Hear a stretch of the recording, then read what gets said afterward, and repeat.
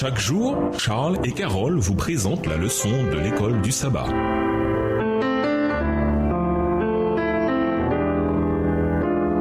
Bienvenue dans votre émission Dieu nous parle. Leçon de dimanche, le péché originel par excellence. On pose souvent la question, bien légitime, comment le péché a-t-il pu survenir dans l'univers de Dieu? Nous comprenons comment, dans une certaine mesure. Au cœur du problème se trouvait la convoitise. Peut-être que la convoitise est donc le péché originel par excellence. Lisons Ésaïe 14, versets 12 à 14. Quelles indications avons-nous ici sur la chute de Lucifer? En quoi la convoitise a-t-elle joué un rôle crucial dans cette chute? Ésaïe 14, versets 12 à 14.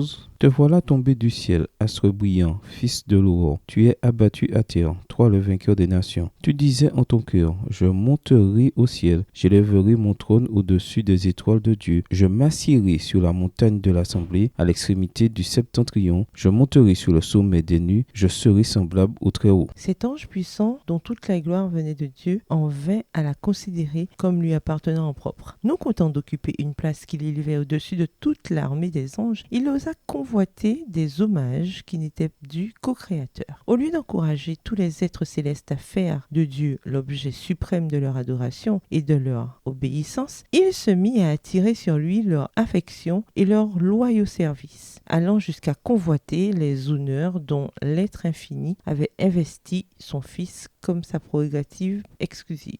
Texte tiré du livre Patriarches et prophètes à la page 11, livre écrit par Ellen G. White. Lisons Éphésiens 5, verset 5 et Colossiens 3, verset 5. À quoi Paul assimile-t-il la convoitise et pourquoi? Éphésiens 5, le verset 5. Car sachez-le bien, aucun impudique ou impur ou cupide, c'est-à-dire idolâtre, n'a d'héritage dans le royaume de Christ et de Dieu. Colossiens 3, verset 5. Faites donc mourir les membres qui sont sur la terre, l'impudicité, l'impureté, les passions, les mauvais désirs et la cupidité qui est une idolâtrie. C'est fascinant. Par deux fois, Paul assimile la convoitise à l'idolâtrie. Les gens pratiquent l'idolâtrie quand ils adorent, c'est-à-dire qu'ils consacrent leur vie autre chose que Dieu, quelque chose de créé plutôt que le Créateur. Voir Romains 1, le verset 25. Ainsi, se pourrait-il que la convoitise soit le fait de vouloir quelque chose au point que notre désir devienne la priorité de notre cœur à la place du Seigneur? Sans aucun doute, Lucifer ignorait à l'origine où ses mauvais désirs le conduiraient. C'est la même chose avec nous. Le commandement sur la convoitise, celui qui parle des pensées, peut nous empêcher de commettre des actes qui conduiraient à la transgression des autres commandements. Par exemple, référence à 2 Samuel, le chapitre 11. Lisons 1 Timothée 6, versets 6 et 7. En quoi le fait de se focaliser sur ce que Paul écrit ici contribue à nous protéger de la convoitise? 1 Timothée 6, versets 6 et 7, c'est en effet une grande source de gain que la piété avec le contentement, car nous n'avons rien à apporter dans le monde, et il est évident que nous n'en pouvons rien apporter. Au revoir. Et à demain si Dieu veut.